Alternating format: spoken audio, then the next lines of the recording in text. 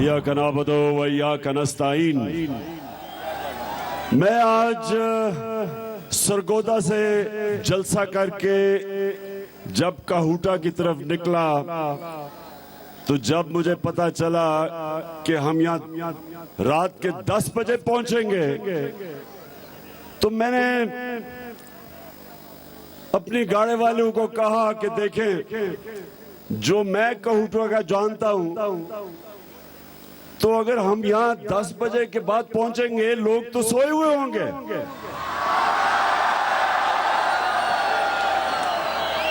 तो ये मेरे लिए,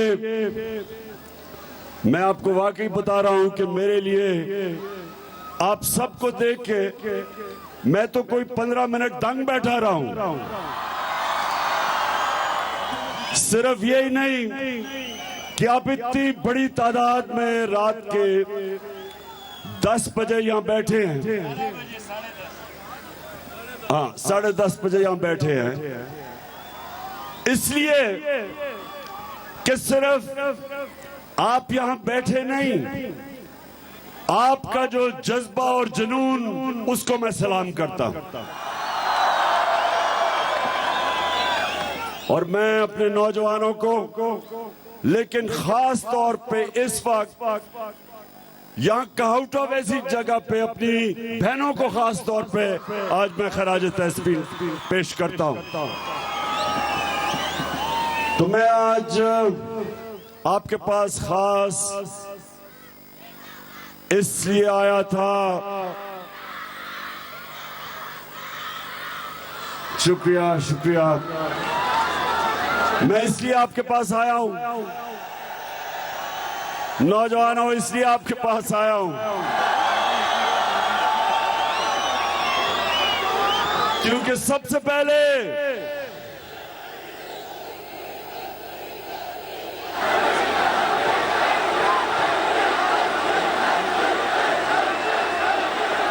मैं वैसे डीजल से पहले तो मैं लोटों की बात करने आया था।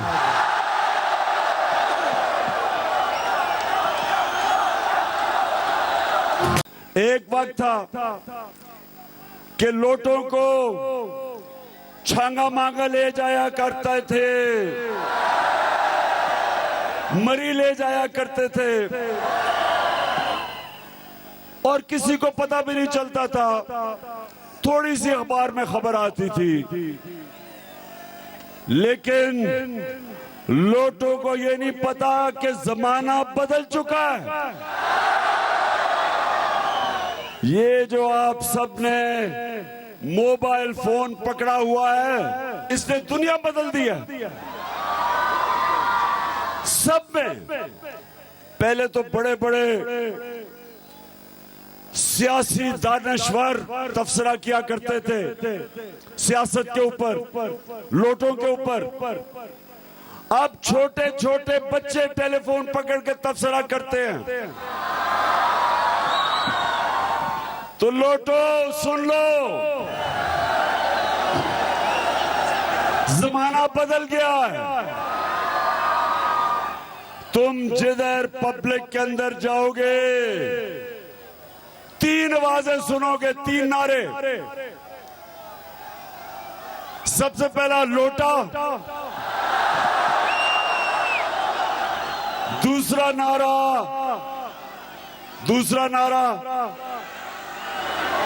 चोर और तीसरा नारा गद्दार। देखिए, अब मेरे नौजवानों जरा सुने मेरी बात। देखिए, मैं पाकिस्तान के साथ बड़ा हुआ हूं। मेरे माँ बाप एक गुलाम हिंदुस्तान में पैदा हुए थे। गुलामी का दौर था, अंग्रेज की गुलामी थी और उस वक्त मेरे माँ बाप ने तहरीके पाकिस्तान में शिरकत की थी। इसी तरह जिस तरह आज मेरी बहनें निकली हुई हैं, मेरी वालदा ऐसे निकली थी और मेरे वालिद वो मीनारे पाकिस्तान में थे जब पाकिस्तान की रेजोल्यूशन हुई 1940 में 23 मार्च, तो वो मुझे नौजवानों, जिस तरह मैं आज आपको अब बता रहा हूं, मेरे माँ बाप मुझे बताते थे कि तुम बड़ी खुशकिस्मत हो कि तुम एक आजाद मुल्क में पैदा हुए, और मुझे ये बताते थे तुम्हें अंदाजा नहीं कि गुलामी क्या होती है। और कायदे आजम ने जब पाकिस्तान के लिए उन्होंने जब तहरीक पाकिस्तान चलाई, तो उन्होंने क्या कहा कि हम अंग्रेज की गुलामी के बाद हिंदुओं की गुलामी नहीं कबूल करते, हम आजाद मुल्क चाहते हैं।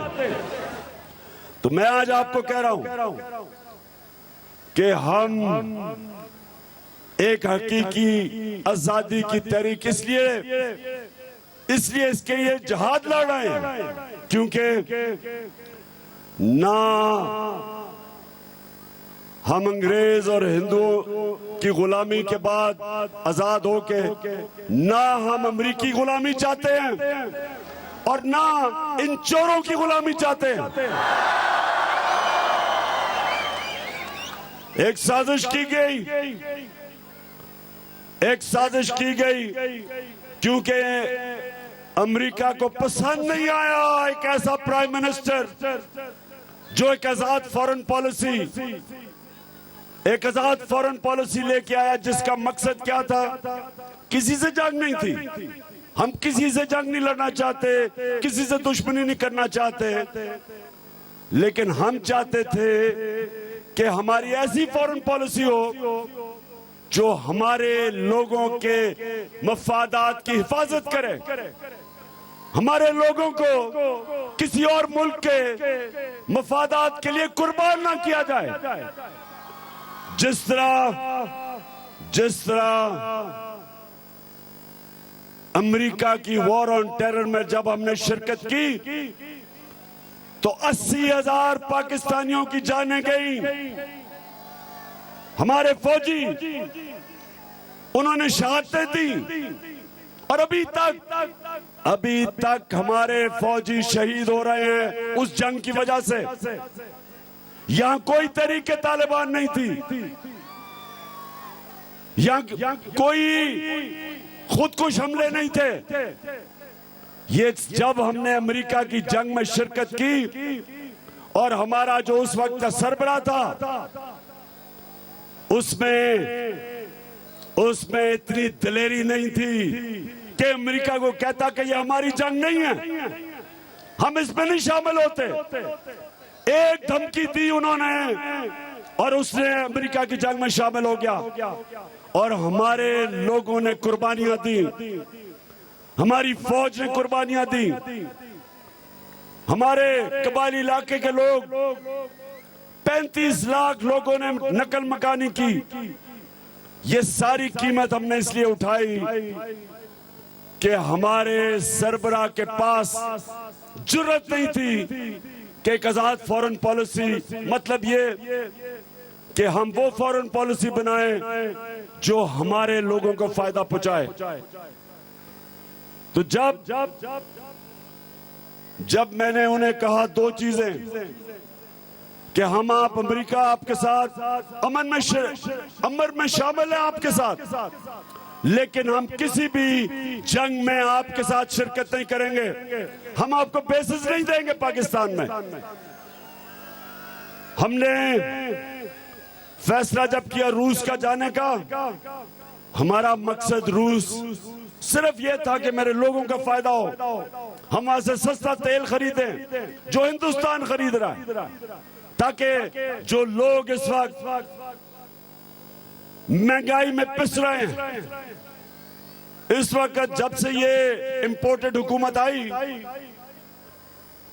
तो हमारा 100 रुपया लीटर पेट्रोल बढ़ा है, और फजल रहमान उससे भी ज्यादा 125 रुपया बढ़ा है।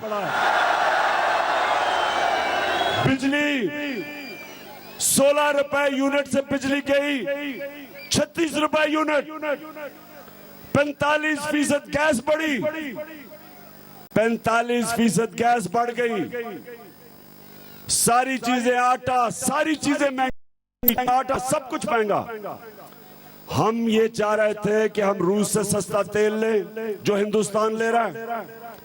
जब हम अपनी कीमतें बढ़ा रहे थे, हिंदुस्तान 25 रुपए लीटर अपने तेल और डीजल की कीमत कम कर रहा था।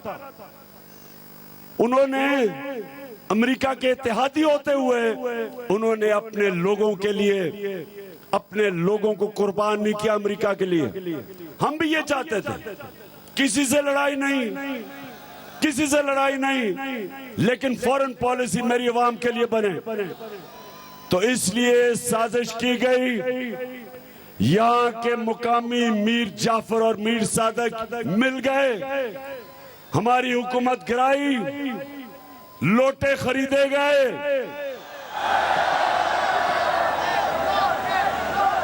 लोटों की कीमतें लगी।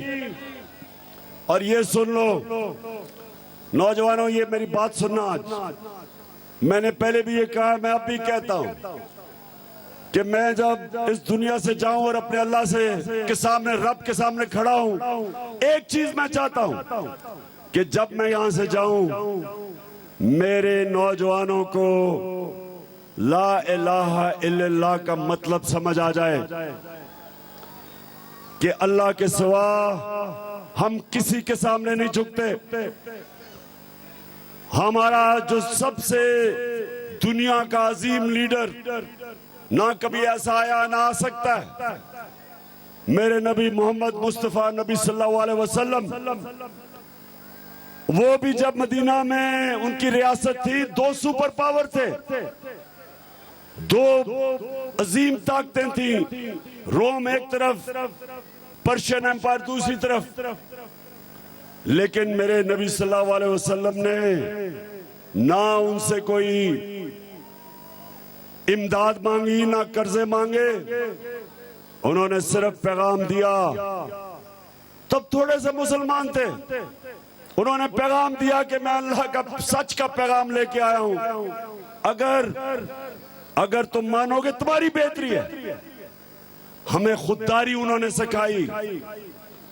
मेरे नबी सल्लल्लाहु अलैहि वसल्लम ने हमें बताया कि मुसलमान के ज़मीर की कोई कीमत नहीं होती, ज़मीर की कीमत जो लगाता है वो शिर्क करता है, क्योंकि अल्लाह लोगों के दिलों में बसता है। जिस वक्त आप अपने आप को बेचते हैं, आप पैसे के बुत की पूजा करते हैं, आप शिर्क करते हैं। आप खौफ के बुत की पूजा करते हैं, खौफ की वजह से फैसले करते हैं, डरते हैं लोगों से। कमजोरी है ईमान की। कुरान की आयत है कि जो लोग ईमान ले आए अल्लाह उनके खौफ दूर कर देता है। इसलिए मदीना में जब मेरे नबी ने वहां कौम खड़ी की तो दुनिया के ऊपर छा गई। आजाद लोग थे, ला इलाहा इल्लल्लाह ने आजाद कर दिया। उन्होंने इकबाल के शाहीन बन गए, परवाज ऊपर चली गई, दुनिया की इमामत की। दोनों सुपर पावर्स देखते देखते घुटने टेक गए उनके सामने। ये है ताकत ला इलाहा इल्लल्लाह की। इसलिए मैं अपनी कौम को ये आज समझाना चाहता हूं कि हम उधर फैसला कुन वक्त पे खड़े हो गए हैं। अगर ये चोर जो मुल्क के 30 साल से ये मुल्क की चोरी कर रहे, डाके मार रहे, चोरी करके पैसा बाहर लेके जा रहे थे, अगर ये हमारे ऊपर मुसल्लत रहे तो याद रखें इस मुल्क की परवाज नहीं ऊपर जा सकती। परवाज सिर्फ आजाद कौमों के ऊपर जाती है। सिर्फ आजाद, एक आजाद इंसान ही ऊपर परवाज कर सकता है और इकबाल का शाहीन बन सकता है। जिसकी जंजीरें, जो उसको जंजीरें जमीन पे रखती हैं, उसमें पैसे का बुत, उसमें खौफ का बुत, उसमें मैं का बुत, ये लोगों को एक बड़े इंसान को छोटा इंसान बना देती। इसलिए इस फैसला कुन वक्त, जिस वक्त ये सारे चोर इकट्ठे होके बैरूनी साजिश के तहत ये कोशिश कर रहे हैं इस कौम पे मुसल्लत होने की। मैं इसलिए पूरे मुल्क में निकला हूं अपनी कौम को जगाने के लिए कि अगर हमने इस जुल्म के खिलाफ जहाद ना की, हम अगर डर गए, जो ये डराने की कोशिश कर रहे हैं, इमरान रियाज जैसे सहाफियों को जेलों में डाल रहे हैं, खौफ पिला रहे हैं, एयाज अमीर जैसा दानिश्वर, उसको इन्होंने जलील किया, मारा, डराने के लिए बाकी सहाफियों को FIR काट रहे हैं, डरा रहे हैं कि चुप कर जाएं और इनको कबूल कर जाएं। मेरे ऊपर 15 FIR कट चुकी हैं, मेरी सारी लीडरशिप पे FIR, दहशतगर्दी के केस। लेकिन मैं अपनी कौम को आज कहना चाहता हूं, FIR तो कुछ नहीं, आप हजारों FIR काट दें, आप जेल में डाल दें, हम अपनी जान की कुर्बानी देने के लिए तैयार हैं, अपने मुल्क की आजादी के लिए। हम कभी इन चोरों को तस्लीम नहीं करेंगे। हम ये ना जो भगौड़ा नवाज शरीफ सजा याफ्ता मुल्क से बाहर बैठा है, ना मैं उसको कभी मानूंगा, ना मैं ये इस मुल्क का बड़ा डाकू आसिफ जरदारी को मानूंगा, ना मैं ये cherry blossom boot polish Shahbaz Sharif को मानूंगा, और ना मैं कभी हमजा कुकड़ी को मानूंगा। इसलिए मैं अपने सारे आज सहाफियों को, मीडिया को, सबको आज पैगाम देना चाहता हूं, कौम हमारी जाग उठी है, कौम में शऊर आ चुका है, कौम फैसला कर चुकी है। जो आज मीडिया हाउस इन चोरों के साथ खड़ा होगा, लोग उस चैनल को नहीं देखेंगे, उस चैनल को देखेंगे जो हक और सच के साथ खड़ी है। उस सहाफी की रेटिंग ऊपर जाएगी, उस एंकर की जो राय हक पे खड़ा है। और ये जो इलेक्शन आ रहा है, मैं जितनी जगह फिर के आया हूं, साहिवाल में गया, चीचरावती के पीछे देहात था, इतनी बारिश हुई कि वहां जलसा तो नहीं, स्विमिंग हो सकती थी, जलसा नहीं हो सकता था, लेकिन उसके बावजूद जिस तरह पब्लिक निकली, हर जगह से एक आवाज है कि इंपोर्टेड हुकूमत नामंजूर। और इसलिए मैं पैगाम देना चाहता हूं, चीफ इलेक्शन कमिश्नर, तुम जितना मर्जी हमजा और मरियम के पैरों में गिरो, तुम जो मर्जी कर लो, तुम उनके साथ बैठ के नून लीग की पूरी साजिश करो कि इन चोरों को इलेक्शन कैसे जताना है। मैं उसे कहता हूं, लाहौर में एक मिस्टर एक्स बैठा हुआ है, मिस्टर एक्स बैठ के पूरी प्लानिंग कर रहा है इलेक्शन में धांधली करने की। मिस्टर एक्स, आप भी सुन लो, ये धांधली अगर आप करेंगे तो धांधली से आप नहीं जीतने लगे, धांधले से भी नहीं जीतने लगे। पाकिस्तानियों जरा सुनो, एक मैं आपको बात बताऊं, क्रिकेट, टेस्ट क्रिकेट की 200 साल तारीख है। 200 साल क्रिकेट की तारीख में एक कप्तान था जो न्यूट्रल अंपायर लेके आया। वो कौन था? वो आप ही का कप्तान था। 200 साल तारीख में जो पहली दफा क्रिकेट में न्यूट्रल अंपायर आए 1986 में, वो हम लेके आए ताकि हम मैच जीतना चाहते थे, लेकिन धांधली करके नहीं। और मैं जब गवर्नमेंट में आया तो मैंने पूरी कोशिश की कि हम एक इलेक्शन करवाएं पाकिस्तान में जो सारी कौम मान जाए कि साफ और शफाफ इलेक्शन। तो मैंने पूरी कोशिश की EVM, इलेक्ट्रॉनिक वोटिंग मशीन्स को लाने के लिए। अब जरा गौर से सुने, इलेक्ट्रॉनिक वोटिंग मशीन क्या होती है?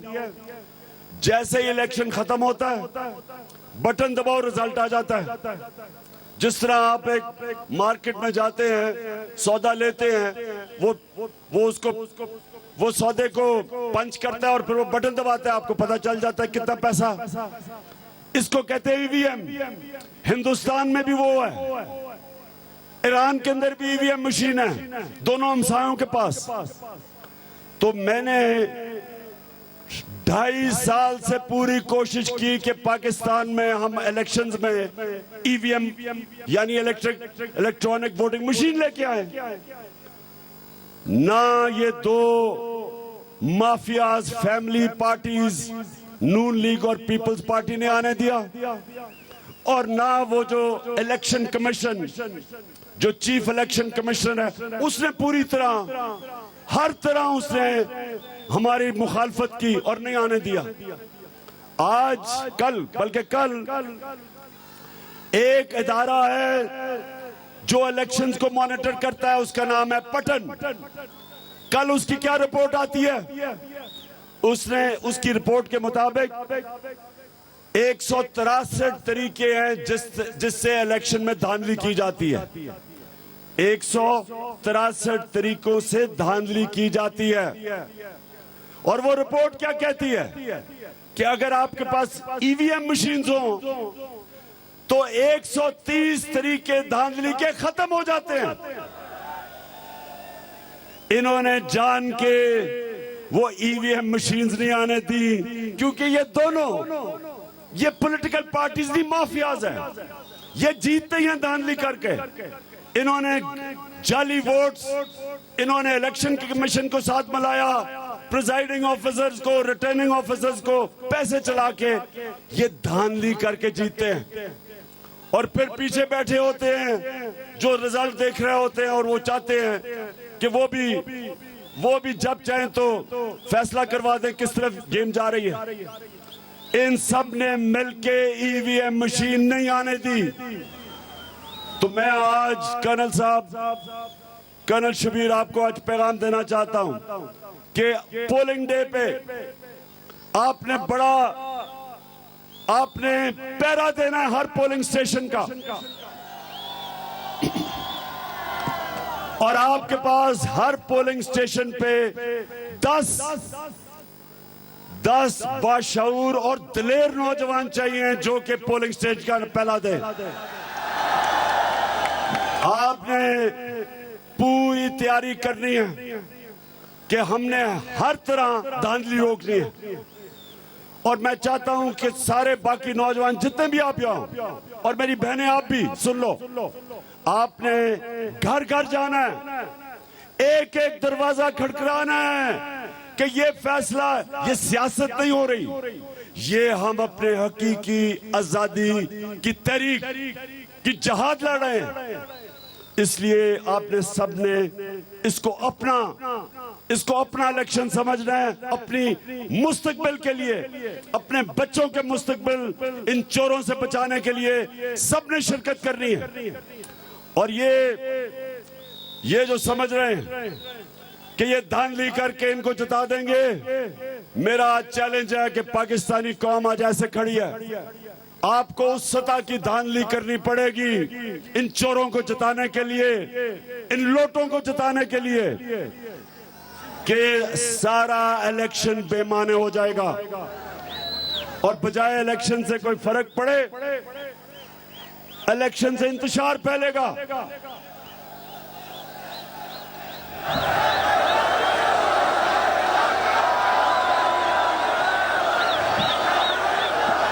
और इंशाअल्लाह मेरी कौम जिस मर्जी रंग के हों, वो जिस मर्जी साइज के हों, मेरी कौम लोटों को नहीं जीतने देगी इंशाअल्लाह। देखें, हम अब जरा सुने मेरी बात, मैं अब आपको बताता हूं कि हमारा तो मुल्क इस्लाम के नाम पे बना था। हमारे तो सबसे अजीम दुनिया की तारीख के इंसान हमारे लीडर थे जिनकी हम उम्मत है। लेकिन मैं सिर्फ ये जो हमारे ऊपर लोग मसलत है, मैं आपको सिर्फ एक मिसाल देके अपनी बात खत्म करता हूं। बर्तानिया के अंदर उनका प्राइम मिनिस्टर बोरिस जॉनसन, उसको उसकी अपनी पार्टी ने कहा कि प्राइम मिनिस्टर से इस्तीफा दो। सुने जरा गौर से, उसकी अपनी पार्टी ने बोरिस जॉनसन प्राइम मिनिस्टर को आके तुम इस्तीफा दो, और इस्तीफा लिया। क्यों लिया? गौर से सुने क्यों इस्तीफा लिया उससे। उन्होंने ये कहा कि तुमने कानून बनाया था कोरोना के दौर में कि सोशल डिस्टेंसिंग होगी, यानी कि लोग जमा नहीं होंगे। आपने अपने ऑफिस के बाद आपने एक छोटे से अपने लोगों को जमा कर लिया, यानी पार्टी कर ली। आपने कानून तोड़ा। सुने जरा, ये इस तरह कौमें ऊपर जाती हैं, इसलिए वो हमारे से आगे निकल चुके हैं। उन्होंने अपने प्राइम मिनिस्टर को, उसकी अपनी पार्टी ने कहा कि हम तुम्हें इसलिए कि तुमने जो कानून बनाया था उस कानून की तुमने खिलाफ वर्जी की। सारे कानून के सामने एक बराबर हैं, कानून की बालादस्ती है, इसलिए तुमने कानून तोड़ा। उधर से इन्वेस्टिगेशन शुरू हुई, उसकी वजह से रिजाइन किया। अब यहां देखें, नवाज शरीफ को ये कहते हैं लीडर है पैनमा के। सुने जरा, सुने, ये मैं नून लीग की बात कर रहा हूं, नून लीग का सुने। नवाज शरीफ एक इंटरनेशनल इंकशाफ में ये और उसकी बेटी पकड़े गए। इन्होंने छुपाए हुए थे लंदन में बड़े बड़े महलात, वो पैनामा पेपर्स में सामने आ गए, सबको पता चल गया। लोगों ने इनसे जवाब मांगे, अदालत ने जवाब मांगे, जीआईटी ने जवाब मांगे। अब जवाब ये क्या दें? चोरी के पैसे से इन्होंने खरीदे थे। कभी कतरी खात आ जाए, कभी वो कैलिबरी फॉन्ट आ जाए, झूठ पे झूठ पकड़े जाएं, क्योंकि असल सच तो था चोरी के पैसे से। यहां से पैसा चोरी करके बाहर इन्होंने फ्लैट लिया। दूसरी तरफ cherry blossom, boot polish, Shahbaz Sharif, इसके और इसके बेटे के, इनके और इसके दो बेटों, इनके ऊपर एफआई का क्या केस है? 16 अरब रुपए, 1600 करोड़ रुपए इनके नौकरों के नाम, जिनकी 15,000 तनख्वाह थी, उसके पास 4.25 अरब रुपया आ गया, 370 करोड़ रुपया आ गया नौकरों के नाम। 16 अरब रुपया पकड़े गए। फिर कोई पापड़ वाले के नाम इन्होंने बाहर से पैसे मंगवाए, वो भी जाली, वहां भी पकड़ा गया।